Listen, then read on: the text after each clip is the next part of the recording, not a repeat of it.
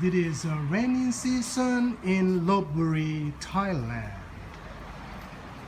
We've been getting rain almost every day now in August.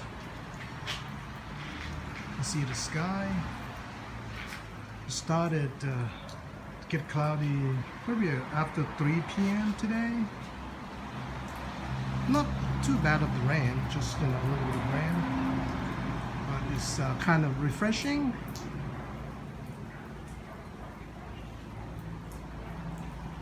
You know, the plants, the trees really love the rain, get very green throughout Thailand. It's a good time to come. You know, the traffic a little wet, but you know, the road's a little wet, so be careful. But you know, you see a different kind of atmosphere or feeling in terms of weather here. Now it starts to pour again. And again, it starts to pour again. Yippee, yippee. It's kind of, you know, pouring heavy for a few minutes and then stop. Unless we have, you know, storm coming in.